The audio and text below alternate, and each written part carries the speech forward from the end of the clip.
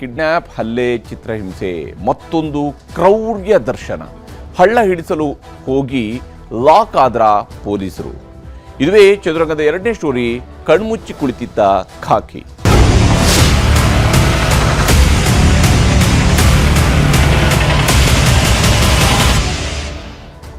ನೆಲಮಂಗಲದಲ್ಲಿ ನಡೆದಂತಹ ಹಲ್ಲೆ ಪ್ರಕರಣವನ್ನು ನೋಡಿದಂತಹ, ಸೋಲ್ದೇವನಹಳ್ಳಿ ಪೊಲೀಸ್ ಠಾಣೆ ವ್ಯಾಪ್ತಿಯಲ್ಲಿ ನಡೆದಿರ್ತಕ್ಕಂತಹ ಹಲ್ಲೆಯನ್ನು ನೋಡಿದಂಥ ಯಾರಿಗೇ ಆದರೂ ಬರುವಂಥ ಒಂದು ಪ್ರಶ್ನೆ, ಯಾರದ್ದೇ ಮನಸ್ಸಿನಲ್ಲಿ ಕಾಡಬಹುದಾಗಿರ್ತಕ್ಕಂತಹ ಮೊದಲ ಪ್ರಶ್ನೆ, ಅಲ್ಲ ಇಲ್ಲಿ ಪೊಲೀಸರು ಏನು ಮಾಡ್ತಾ ಇದ್ರು ಅಂತ ಹೇಳಿ. ಪೊಲೀಸರು ಏನೋ ಹೊಡೆದ್ರು ಅಂತ ಹೇಳ್ಕೊಂಡು ಒಂದು ಕೇಸನ್ನು ಹಾಕಬೇಕು ಅಂತೇಳಿ ಹಾಕಿದ್ರು, 4 ಜನರನ್ನ ಒಳಗಡೆ ಬಂದು ಅರೆಸ್ಟ್ ಮಾಡಿಕೊಂಡ್ರು, ನಂತರ ಕೋರ್ಟ್ಗೆ ಪ್ರೊಡ್ಯೂಸ್ ಮಾಡಿದ್ರು. ಈ ರೀತಿಯಾಗಿ ತನಿಖೆಯನ್ನು ನಡೆಸ್ತಾರಾ ಪೊಲೀಸರು ಅನ್ನುವಂತಹ ಅನುಮಾನ ಬರುತ್ತೆ. ಬೆಂಗಳೂರಿನಲ್ಲಿ ಡಿ ಗ್ಯಾಂಗ್ ರೀತಿಯಲ್ಲಿನೇ ಹಲ್ಲೆ ನಡೆದಿರುವಂತಹ ಕೇಸ್ ಇದು. ಈ ಹಲ್ಲೆಯ ದೃಶ್ಯ ವೈರಲ್ ಆದಮೇಲೆ ಪೊಲೀಸರು ಎಚ್ಚೆತ್ತುಕೊಂಡಿದ್ದಾರೆ. ಇಷ್ಟು ದಿವಸ ಅವರು ಇದರ ಬಗ್ಗೆ ಗಾಢ ನಿದ್ರೆಯಲ್ಲಿದ್ದರು. ಆರೋಪಿಗಳ ಜಾಮೀನನ್ನು ರದ್ದು ಕೋರಿ ಈಗ ಅರ್ಜಿಯನ್ನು ಸಲ್ಲಿಕೆ ಮಾಡಿದ್ದಾರೆ. ನೋಡಿ ಎಷ್ಟು ವ್ಯವಸ್ಥೆ ಕೆಟ್ಟು ಹೋಗಿದೆ ಮತ್ತು ಪೊಲೀಸ್ ವ್ಯವಸ್ಥೆ ಎಷ್ಟು ಪರ್ಟಿಕ್ಯುಲರ್ ಆಗಿ ಇರಬೇಕಾಗಿತ್ತು, ಅದು ಯಾವ ಸ್ವರೂಪದಲ್ಲಿ ಕೆಟ್ಟು ಹೋಗಿದೆ ಅನ್ನೋದಕ್ಕೆ ಇದೊಂದು ಬೆಸ್ಟ್ ಎಕ್ಸಾಂಪಲ್.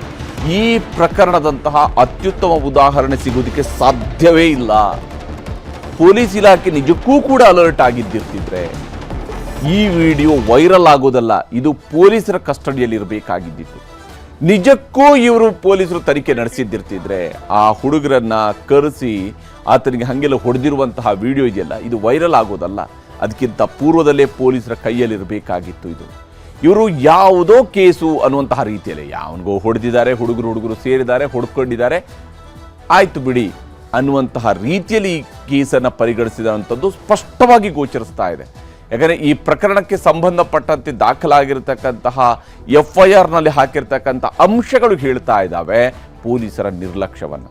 ಖಾಕಿ ನಿರ್ಲಕ್ಷ್ಯ ಎಂಥದ್ದು ಅನ್ನುವಂಥದ್ದನ್ನು. ಯಾಕಂದರೆ ಬೆಂಗಳೂರಿನಲ್ಲಿ ನಡೆದಿರ್ತಕ್ಕಂಥದ್ದು ಯಾರಿಗೂ ಕೂಡ ಮರೆಯೋದಕ್ಕೆ ಸಾಧ್ಯ ಇಲ್ಲ. ಜೂನ್ ತಿಂಗಳು 2024ರಲ್ಲಿ ರೇಣುಕಾಸ್ವಾಮಿಯ ಹತ್ಯೆ ಪ್ರಕರಣ ಹೆಂಗೆ ನಡೆದಿದೆ ಬೆಂಗಳೂರಿನಲ್ಲಿ.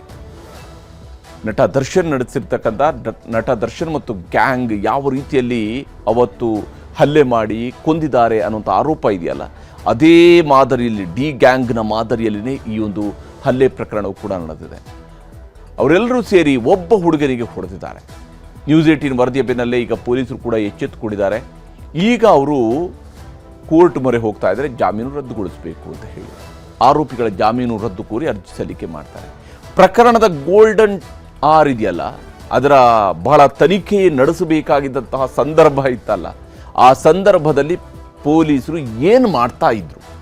ನಿಜಕ್ಕೂ ನಮ್ಮ ಪೊಲೀಸರು ಇಷ್ಟೊಂದು ಜವಾಬ್ದಾರಿಯನ್ನು ಮರೆತಂತೆ ವರ್ತಿಸ್ತಾ ಇದ್ದಾರಾ? ಪ್ರಕರಣವನ್ನು ಹಳ್ಳ ಹಿಡಿಸುವಂತಹ ಪ್ರಯತ್ನವನ್ನು ಖಾಕಿನೇ ಮಾಡಿತ್ತಾ ಅಂತ ಅನುಮಾನ ಯಾರಿಗೇ ಆದರೂ ಬರುತ್ತೆ. ಯಾರೋ ಹೆತ್ತ ಮಗನನ್ನು ಇನ್ಯಾರೋ ಸೇರಿಕೊಂಡು ಈ ರೀತಿಯಾಗಿ ಹೊಡಿತಾರೆ, ಬಟ್ಟೆ ಬಿಚ್ಚಿ ಹೊಡಿತಾರೆ, ಓದಿತಾರೆ, ಆತನನ್ನು ಯಾವ ಸ್ವರೂಪದ ಶಿಕ್ಷೆಯನ್ನು ಅವರಲ್ಲಿ ಕೊಟ್ಟಿದ್ದಾರೆ ನೋಡಿ. ನಿಜಕ್ಕೂ ಎಂಥವರಿಗೆ ಆದರೂ ಕೂಡ ಇದು ನೋಡ್ತಾ ಇದ್ರೆ ಯಾವ ಸ್ವರೂಪದ ಅನಾಗರಿಕ ವರ್ತನೆ ಇಲ್ಲಿ ಅಂತೇಳಿ ಅರ್ಥ ಆಗುತ್ತೆ. ಆರೋಪಿಗಳ ಬೇಲ್ಗೆ ಆಕ್ಷೇಪಣೆ ಸಲ್ಲಿಸಿರಲಿಲ್ಲ ಪೊಲೀಸರು. ಆರೋಪಿಗಳು ಬೇಲ್ ಪಡ್ಕೊಳ್ಳುವಂಥದ್ದಕ್ಕೆ ಪೊಲೀಸರದೇ ಒಂದು ರೀತಿಯಂತಹ ಸಹಕಾರ ಇತ್ತೇನೋ ಅಂತೇಳಿ ಅನಿಸುತ್ತೆ. ಗಂಭೀರ ಪ್ರಕರಣದಲ್ಲಿ ಪೊಲೀಸರ ವೈಫಲ್ಯವನ್ನು ನ್ಯೂಸ್ 18 ಪ್ರಶ್ನಿಸಿತ್ತು. ಈ ವಿಡಿಯೋ ವೈರಲ್ ಆದ ತಕ್ಷಣ ನಾವು ಪ್ರಶ್ನಿಸಿರೋದು ಕೇವಲ ವಿಡಿಯೋ ವೈರಲ್ ಆಗಿರೋದು ಮಾತ್ರ ಅಲ್ಲ, ಅಲ್ಲಿ ಆ ಹಲ್ಲೆಕೋರರ ಬಗ್ಗೆ ಮಾತ್ರ ಅಲ್ಲ, ಇಲ್ಲಿ ಪೊಲೀಸರ ಪ್ರಶ್ನೆಯನ್ನು ಕೂಡ ಮಾಡಲೇಬೇಕಂತ ಅನಿವಾರ್ಯತೆ ಇತ್ತು. ಯಾಕಂದರೆ ಪೊಲೀಸರು ಈ ರೀತಿಯಾಗಿ ಕೂಡ ಒಂದು ಪ್ರಕರಣವನ್ನು ತೆಗೆದುಕೊಂಡ್ರೆ ಇದು ಬೇಜವಾಬ್ದಾರಿತನ ಅಲ್ವಾ? ನ್ಯೂಸ್ 18 ವರದಿ ಬೆನ್ನಲ್ಲೇ ಈಗ ಕೋರ್ಟ್ಗೆ ಅರ್ಜಿಯನ್ನು ಸಲ್ಲಿಕೆ ಮಾಡಿದ್ದಾರೆ ಪೊಲೀಸರು, ಇವರ ಬೇಲನ್ನು ಕ್ಯಾನ್ಸಲ್ ಮಾಡಬೇಕು ಅಂತ ಹೇಳಿ. ಆರೋಪಿಗಳ ಜಾಮೀನು ರದ್ದು ಕೋರಿ ಅರ್ಜಿ ಸಲ್ಲಿಕೆಯನ್ನು ಮಾಡಲಾಗಿದೆ. ಆದರೆ ಆ ಹುಡುಗಿ ಮತ್ತು ಆಕೆಯ ಗೆಳೆಯರು ಸೇರಿಕೊಂಡು ಆ ಹುಡುಗನಿಗೆ ಹೊಡೆದಿರುವಂತಹ ರೀತಿಯನ್ನು ಗಮನಿಸಿದರೆ ಯಾವ ಸ್ವರೂಪದಲ್ಲಿ ನಮ್ಮ ವ್ಯವಸ್ಥೆ ಇದೆ ಮತ್ತು ಪೊಲೀಸರು ಎಷ್ಟರ ಮಟ್ಟಿಗೆ ಮೈಮರೆತಿದ್ದಾರೆ ಅಂತ ಹೇಳಿ. ಸೋಲ್ದೇವನಹಳ್ಳಿ ಪೊಲೀಸ್ ಠಾಣೆಯಲ್ಲಿ ಆಗಿರ್ತಕ್ಕಂತಹ ಪ್ರಕರಣ ಇದು. ಡಿ ಗ್ಯಾಂಗ್ ರೀತಿಯಲ್ಲಿನೇ ಈ ಹಲ್ಲೆ ನಡೆಸಲಾಗಿತ್ತು. ಇಡೀ ರಾಜ್ಯವನ್ನು ಬೆಚ್ಚಿ ಬೀಳಿಸಿದಂತಹ ಕ್ರೌರ್ಯ, ಡಿ ಗ್ಯಾಂಗ್ ನಡೆಸಿದಂತಹ ಕ್ರೌರ್ಯ, ಅದಕ್ಕೆ ಕಡಿಮೆ ಇಲ್ಲದಂತೆ ರೇಣುಕಾಸ್ವಾಮಿ ಕೊಲೆ ಮಾದರಿಯಲ್ಲಿನೇ ಇಲ್ಲಿ ಹಲ್ಲೆ ಮಾಡಲಾಗಿದೆ. ರೇಣುಕಾಸ್ವಾಮಿ ಸತ್ತೋದ, ಅವರು ಹಲ್ಲೆ ನಡೆಸಿದ ನಂತರ ಈ ಹುಡುಗನಿಗೂ ಕೂಡ ಮಾರಣಾಂತಿಕವಾಗಿ ಹೊಡೆದಿದ್ದಾರೆ. ಇವರು ಹೊಡೆದಿರುವಂಥದ್ದು ಹಾಗೆ ಹೊಡೆದಿಲ್ಲ, ಆ ದೊಣ್ಣೆಗಳಲ್ಲಿ ಹೊಡೆದಿರುವಂಥದ್ದು ಇರ್ಬೋದು, ಆತನ ಕಾಲು ಮೇಲಕ್ಕೆತ್ತಿ ಹೊಡೆದಿರುವಂಥ ಇರ್ಬೋದು, ಆತನ ಮರ್ಮಾಂಗಕ್ಕೆ ತುಳಿಯೋದಿರ್ಬೋದು, ಆನಂತರ ಆತನ ಕಂಪ್ಲೀಟ್ ಬೆತ್ತಲೆ ಮಾಡಿಸುವಂಥದ್ದು ಇರ್ಬೋದು. ಇವೆಲ್ಲವೂ ಕೂಡ ಹೇಗೆ ರೇಣುಕಾಸ್ವಾಮಿ ಕೊಲೆ ಆಯಿತೋ ಅದೇ ಮಾದರಿಯಲ್ಲೇ ಇವರು ಹಲ್ಲೆ ನಡೆಸಿದ್ದಾರೆ. ಅಷ್ಟೇ ಅಲ್ಲದೆ ರೇಣುಕಾಸ್ವಾಮಿ ಪ್ರಕರಣವನ್ನು ಕೂಡ ಹೇಳ್ಕೊಂಡು ಹೊಡಿತಾರೆ ಇವರು. ಅಂದರೆ ಯಾವ ಸ್ವರೂಪದಲ್ಲಿ ಇವರ ಮೇಲೆ ಆ ರೇಣುಕಾಸ್ವಾಮಿ ಪ್ರಕರಣವೂ ಕೂಡ ಇನ್ಫ್ಲೂಯೆನ್ಸ್ ಆಗಿರುತ್ತೆ ಅಂತ ಹೇಳಿ ಕುಶಾಲ್ ಎಂಬಾತನ ಮೇಲೆ ಮಾರಣಾಂತಿಕವಾಗಿ ಹಲ್ಲೆ ನಡೆಸ್ತಾರೆ. ಇರಬಹುದು ಆ ಹುಡುಗ ತಪ್ಪು ಮಾಡಿರಬಹುದು, ಆತ ಅಶ್ಲೀಲವಾದಂಥ ಮೆಸೇಜನ್ನು ಕಳಿಸಿರಬಹುದು. ಆದರೆ ಅದರ ಅರ್ಥ ಆತನನ್ನು ಇವ್ರು ಯಾರೂ ಕರ್ಕೊಂಡು ಬಂದು ಈ ರೀತಿಯಾಗಿ ಹೊಡಿಬೇಕು ಅಂತೇಳಿ ಅಲ್ಲ. ಅದಕ್ಕೆ ಕಾನೂನು ಇದೆ, ವ್ಯವಸ್ಥೆ ಇದೆ, ಆತನ ಮೇಲೆ ಕಂಪ್ಲೇಂಟ್ ಕೊಡಬೇಕಾಗಿದ್ದಿತ್ತು. ಅದು ಬಿಟ್ಟು ಮಾಜಿ ಪ್ರೇಯಸಿಗೆ ಅಶ್ಲೀಲ ವಿಡಿಯೋ ಕಳಿಸಿದ್ದಾನೆ ಅಂತೇಳಿ ಆತನ ಮೇಲೆ ಹಲ್ಲೆ ನಡೆಸಲಾಗುತ್ತೆ. ಅದು ವಿಕೃತ ಆನಂದವನ್ನು ಪಡ್ತಾರೆ ಆ ಹುಡುಗರು. ಆತನಿಗೆ ಹೊಡಿತಾ ಹೊಡಿತಾ ವಿಕೃತ ಆನಂದವನ್ನು ಪಡಿತಾರೆ. ಯಾವ ಸ್ವರೂಪದಲ್ಲಿ ಈ ಹುಡುಗರು ಮುಂದಕ್ಕೆ ಬೆಳೀತಾರೆ ಅನ್ನುವಂಥದ್ರ ಬಗ್ಗೆಯೂ ಕೂಡ ಆತಂಕ ಮೂಡುವಂತಾಗುತ್ತೆ. ಇವು ಹಾಡ ಹಗಲೇ ಹಲ್ಲೆ ನಡೆಸ್ತಾರೆ. ಅದು ಕೂಡ ಒಂದು ನಿರ್ಜನ ಪ್ರದೇಶಕ್ಕೆ ಕರೆದೊಯ್ದು ಅಲ್ಲಿ ಹೊಡಿತಾರೆ. ಬಟ್ಟೆ ಬಿಚ್ಚಿಸಿ ಮರ್ಮಾಂಗಕ್ಕೆ ಒದ್ದು ಚಿತ್ರಹಿಂಸೆ ಕೊಡ್ತಾರೆ. ಆತ ರಕ್ಷಣೆಗೆ ಯಾರೂ ಕೂಡ ಬರಬಾರದು ಆ ಸ್ವರೂಪದಲ್ಲಿ ಹೊಡಿತಾರೆ. ಅಂತಹ ಪ್ಲೇಸ್ಗೆ ಕರ್ಕೊಂಡು ಹೋಗಿ ಹೊಡಿತಾರೆ. ಆ ಹುಡುಗಿ ಕೂಡ ಜೊತೆಯಲ್ಲೇ ಇರ್ತಾಳೆ, ಆಕೆನೂ ಮುಂದಿಟ್ಟುಕೊಂಡೇನೆ ಹೊಡಿತಾರೆ. ಬೆದರಿಕೆ ಹಲ್ಲೆ ಕೇಸ್ ಹಾಕಿ ಕೈ ತೊಳೆದುಕೊಂಡಿದ್ರು ಪೊಲೀಸರು ನೋಡಿ, ಕಿಡ್ನ್ಯಾಪ್, ಬೆದರಿಕೆ, ಮಾರಕ ಆಯುಧಗಳನ್ನು ಬಳಕೆ ಮಾಡಿದ್ದಾರೆ. ಈ ರೀತಿಯಾದಂತಹ ಪ್ರಕರಣವನ್ನು ದಾಖಲಿಸಿದ್ದಾರೆ. FIR ಹಾಕಿರ್ತಕ್ಕಂಥ ಸೆಕ್ಷನ್ಗಳನ್ನು ನೋಡ್ತಾ ಹೋದ್ರೆ ಸೆಕ್ಷನ್ 130 ಅಪಹರಣ, BNS ಸೆಕ್ಷನ್ನಲ್ಲಿ ಸೆಕ್ಷನ್ 137, BNS ಸೆಕ್ಷನ್ನ 118 ಸಬ್ಕ್ಲಾಸ್ 1ರಲ್ಲಿ ಅಪಾಯಕಾರಿ ವಸ್ತುಗಳಿಂದ ಹಲ್ಲೆಯನ್ನು ನಡೆಸಿರುವಂಥದ್ದು. ಸೆಕ್ಷನ್ 115(2) ಸ್ವಯಂ ಪ್ರೇರಿತವಾಗಿ ತೊಂದರೆಯನ್ನು ಕೊಟ್ಟಿರುವಂಥದ್ದು. ಇವರೇ ವಾಲಂಟರಿ ಆಗಿ ಅವರ ಮೇಲೆ ಅಸಾಲ್ಟ್ ಮಾಡಿರುವುದು, ತೊಂದರೆ ಕೊಟ್ಟಿರುವಂಥದ್ದು. ಸೆಕ್ಷನ್ 352 ಅಪರಾಧಿಕ ಒತ್ತಡ ಹಾಗೂ ಹಲ್ಲೆಯನ್ನು ಮಾಡಿರುವಂಥದ್ದು. ಅಪರಾಧಿಕ ಒತ್ತಡ ಮತ್ತು ಹಲ್ಲೆಯನ್ನು ನಡೆಸಿರ್ತಕ್ಕಂತಹ ಪ್ರಕರಣವನ್ನು ಸೆಕ್ಷನ್ ಅನ್ನು ಹಾಕಿದ್ದಾರೆ. ಸೆಕ್ಷನ್ 351 ಸಬ್ಕ್ಲಾಸ್ 2 ಅಪರಾಧಿಕ ಬೆದರಿಕೆ, ಅಂದರೆ ಆತನಿಗೆ ಬೆದರಿಕೆ ಹಾಕಿರ್ತಕ್ಕಂತಹ ಕೆಲಸ. ಇನ್ನು ಸೆಕ್ಷನ್ 3 ಸಬ್ಕ್ಲಾಸ್ 5 ಒಂದೇ ಉದ್ದೇಶಕ್ಕೆ ಹಲವರಿಂದ ಈ ಕೃತ್ಯವನ್ನು ಎಸಗಿಸುವಂಥದ್ದು. ಎಲ್ಲರೂ ಸಂಘಟಿತರಾಗಿ ಬಂದು ಈ ಕೆಲಸವನ್ನು ಮಾಡಿದ್ದಾರೆ ಅನ್ನುವಂತಹ ಸೆಕ್ಷನ್ಗಳು. ಇಲ್ಲಿ ಎಲ್ಲೂ ಕೂಡ ಆತನಿಗೆ ಮಾರಣಾಂತಿಕ ಹಲ್ಲೆ ನಡೆಸಿರುವಂಥವ್ರು. ಇದೊಂದು ರೀತಿಯಿಂದ ಕೊಲೆ ಯತ್ನದ ಕೇಸ್ ಇದು. ಅವನನ್ನು ಕೊಲೆ ಮಾಡಬೇಕು ಅನ್ನುವಂತಹ ರೀತಿಯಲ್ಲಿ ಹೊಡೆದಿದ್ದಾರೆ ಅವರು. ಆ ಸ್ವರೂಪದಲ್ಲಿ ಆತನಿಗೆ ಹೊಡೆದಿದ್ದಾರೆ. ಆ ರೀತಿಯಂಥ ಸೆಕ್ಷನ್ಗಳನ್ನು ಕೂಡ ಹಾಕಿಲ್ಲ. ಮತ್ತು ಆ ವಿಡಿಯೋವನ್ನು ನೋಡಿದ್ರೆ ಯಾರಿಗಾದರೂ ಅನಿಸುತ್ತೆ ಯಾವ ಸ್ವರೂಪದ ಕ್ರೌರ್ಯ ಇಲ್ಲಿ ಇತ್ತು ಅಂತೇಳಿ. ಇದಕ್ಕೆ ಸರಿಯಾದಂತಹ ತನಿಖೆಯನ್ನು ಯಾಕೆ ಹಾಗಾದರೆ ಪೊಲೀಸರು ಮಾಡಲಿಲ್ಲ? ಹೇಗಿದು ವಿಡಿಯೋ ವೈರಲ್ ಆಗೋಕ್ಕೆ ಮುಂಚಿತವಾಗಿ ಪೊಲೀಸರಿಗೆ ಯಾಕೆ ಗೊತ್ತಿರಲಿಲ್ಲ ಈ ಪ್ರಕರಣ ಇಷ್ಟೊಂದು ಗಂಭೀರವಾಗಿ ಹಲ್ಲೆ ನಡೆಸಿದ್ದಾರೆ ಅನ್ನೋದು ಹೇಗೆ ಗೊತ್ತಿರಲಿಲ್ಲ? ನೋಡಿ, ಈ ವಿಡಿಯೋ ವೈರಲ್ ಆಗುವವರೆಗೂ ಕೂಡ ಆ ಕ್ರೌರ್ಯ ಕಂಡೇ ಇರಲಿಲ್ವಾ ಪೊಲೀಸರು ಅನ್ನುವಂತಹ ಪ್ರಶ್ನೆ ನಾವು ಪೊಲೀಸರಿಗೆ ಕೇಳ್ತಾ ಇದ್ವಿ. ಇದಕ್ಕೆ ಪೊಲೀಸರು ಏನು ಉತ್ತರವನ್ನು ಕೊಡ್ತಾರೆ ಅನ್ನೋದನ್ನು ನೋಡಬೇಕು. ಆರೋಪಿ ರಾಜಕಾರಣಿ ಅನ್ನುವಂತಹ ಕಾರಣಕ್ಕಾಗಿ ಸೈಲೆಂಟ್ ಆಗಿದ್ರ. ಇದರಲ್ಲಿ ಒಬ್ಬ ಹುಡುಗ NSUIನ ಅಧ್ಯಕ್ಷ. ಹಾಗಾಗಿ NSUIನ ಅಧ್ಯಕ್ಷರ ಮೇಲೆ ಯಾವುದೇ ರೀತಿಯ ಕ್ರಮ ಆಗಬಾರ್ದು ಅನ್ನುವಂತಹ ಕಾರಣಕ್ಕಾಗಿ ಇದನ್ನು ಬಚ್ಚಿಡುವಂತಹ ಕೆಲಸವನ್ನು ಮಾಡಿದ್ರ, ಮುಚ್ಚುವಂತಹ ಕೆಲಸವನ್ನು ಮಾಡಿದ್ರ. ವಿಡಿಯೋ ಸಾಕ್ಷ್ಯ ಇದ್ರೂ ಕೂಡ ಕೊಲೆಯ ರೀತಿಯಾದಂತಹ ಕೇಸನ್ನು ಕೂಡ ದಾಖಲು ಮಾಡಲಿಲ್ಲ. ಒಬ್ಬ ವ್ಯಕ್ತಿಗೆ ಆ ಸ್ವರೂಪದಲ್ಲಿ ಹೊಡೆದಿದ್ದಾರೆ ಗ್ಯಾಂಗ್ ಕಟ್ಕೊಂಡು. ಇದು ಕೇವಲ ಹಲ್ಲೆ ಅಲ್ಲ, ಇದು ಅವನನ್ನು ಕೊಂದೇ ಬಿಡಬೇಕು ಅನ್ನೋ ರೀತಿಯಲ್ಲಿ. ಯಾಕಂದರೆ ಆತ ಮರ್ಮಾಂಗಕ್ಕೆ ಓದಿದ್ದಾರೆ. ಈ ರೀತಿಯಾಗಿ ಒಂದು ಘಟನೆ ನಡೆದಿದೆ. FIRನಲ್ಲಿ ಕೇಸ್ ವೀಕ್ ಮಾಡೋದಕ್ಕೆ ಪೊಲೀಸರು ಪ್ರಯತ್ನಿಸಿದ್ರ ಅನ್ನುವಂತಹ ಅನುಮಾನವೂ ಕೂಡ ಮೂಡುತ್ತೆ. ಮತ್ತು ಈ ಇಡೀ ಪ್ರಕರಣವನ್ನು ಬಹಳ ಕ್ಯಾಶುವಲ್ ಆಗಿ ತಗೊಂಡಿದ್ದಾರೆ ಪೊಲೀಸರು. ಹಂಗಾಗಿದೆ ಹಿಂಗಾಗಿದೆಯಾ ಅನ್ನೋಂಥ ರೀತಿಯಲ್ಲಿ ಬರ್ಕೊಂಡಿದ್ದಾರೆ. ಅವರ ಹತ್ರದಿಂದ ನಿಜಕ್ಕೂ ವಿಚಾರಣೆ ನಡೆಸಿದ್ರೆ ಅವರಲ್ಲಿ ಯಾರು ವಿಡಿಯೋವನ್ನು ರೆಕಾರ್ಡ್ ಮಾಡ್ತಾ ಇದ್ರು ಅನ್ನೋದು ಗೊತ್ತಾಗ್ತಾ ಇತ್ತು, ಸಾಧ್ಯ ಇತ್ತದು. ಅವರು ಬಾಯಿ ಬಿಡಿಸೋದಕ್ಕೆ ಸಾಧ್ಯ ಇತ್ತು. ಯಾಕಂದ್ರೆ ಹಲ್ಲೆಗೊಳಗಾದಂಥ ಯುವಕನಿಗೆ ಗೊತ್ತಿದ್ದೇ ಇರುತ್ತೆ ವಿಡಿಯೋ ರೆಕಾರ್ಡ್ ಮಾಡಿದ್ದಾರೆ ಅಂತ ಹೇಳಿ. ಆತನ ಹತ್ರ ಕೇಳಬಹುದಾಗಿತ್ತು. ಅಪರಾಧ ಹಿನ್ನೆಲೆಯುಳ್ಳ ಆರೋಪಿಗಳಿದ್ರು ಕೂಡ ನಿರ್ಲಕ್ಷ್ಯ ವಹಿಸಿದ್ದು ಯಾಕೆ? ಇದರಲ್ಲಿ ಕೆಲ ಹುಡುಗರು ಅಪರಾಧಿಕ ಹಿನ್ನೆಲೆ ಇದೆ ಅವರಿಗೆ. ಹಾಗಾದ್ರೆ ಯಾಕೆ ನಿರ್ಲಕ್ಷ್ಯ ವಹಿಸಿದ್ರು? ಹಿಂಗೇನೆ ಹೊಡಿತಾ ಇರಲಿ ಅಂತಲ್ಲ, ಇನ್ನೊಂದಷ್ಟು ಜನ ಕರ್ಕೊಂಡು ಬಂದು ಹೊಡಿಲಿ, ಆಮೇಲೆ ನೋಡ್ಕೊಳ್ಳೋಣ ಅನ್ನುವಂಥ ರೀತಿಯಲ್ಲ. ಆರೋಪಿ ಹೇಮಂತರ ಮೇಲೆ ಇದೇ ರೀತಿಯಾದಂಥ ಹಲವು ಪ್ರಕರಣಗಳಿದ್ದಾವೆ. ನೋಡಿ, ಇವನು ಇನ್ನೂ ದೊಡ್ಡ ಗ್ಯಾಂಗ್ಸ್ಟರ್ ಆಗಲಿ ಅಂತ ಹೇಳುವಂಥ ಕಾರಣಕ್ಕೆ ಮೋಸ್ಟ್ಲಿ ಪೊಲೀಸರು ಬಿಟ್ಟು ಕಳಿಸಿದಾರ. ಯಾವ ಕಾರಣಕ್ಕಾಗಿ ಪೊಲೀಸರು ಈ ಕೆಲಸವನ್ನು ಮಾಡಿದ್ರು?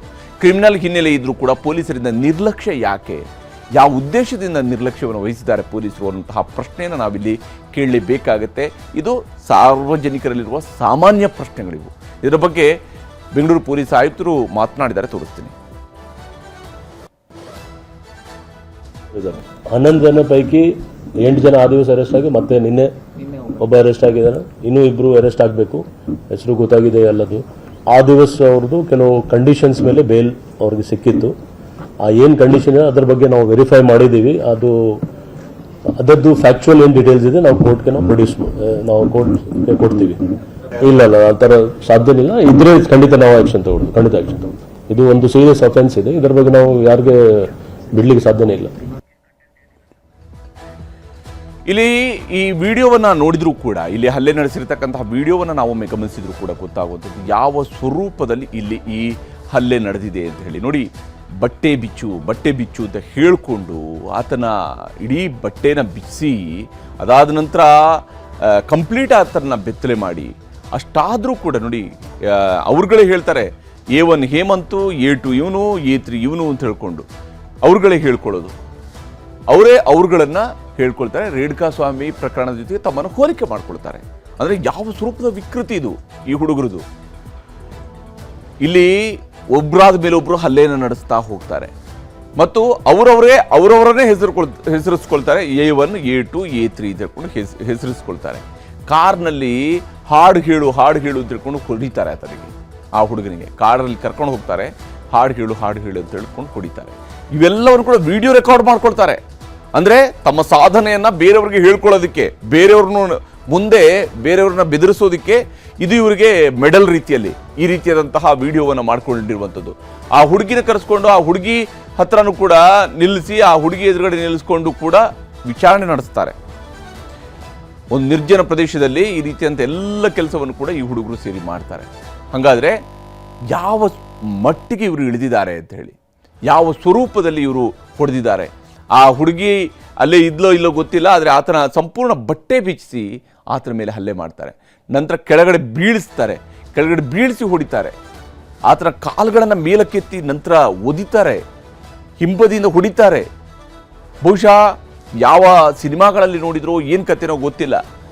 ಪೊಲೀಸರು ಸಿನಿಮಾಗಳಲ್ಲಿ ನಾವು ನೋಡ್ತೀವಿ ಪೊಲೀಸರ ಟ್ರೀಟ್ಮೆಂಟ್ಗಳನ್ನು, ಆ ಸ್ವರೂಪದಲ್ಲಿ ಇಲ್ಲಿ ಈ ಹುಡುಗನಿಗೆ ಇವರು ಹೊಡೆದಿದ್ದಾರೆ.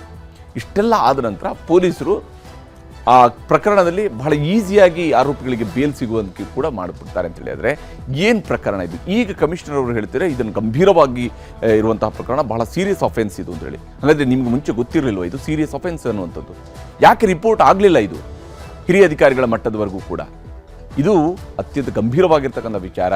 ನಮ್ಮ ಪೊಲೀಸ್ ವ್ಯವಸ್ಥೆ ದುರ್ಬಲ ಆಯಿತು ಅಂತೇಳಿ ಆದರೆ ಈ ರೀತಿಯಾದಂಥ ಕ್ರಿಮಿನಲ್ ಚಟುವಟಿಕೆಗಳು ಮತ್ತೆ ಗರಿಗೆದರ್ತವೆ.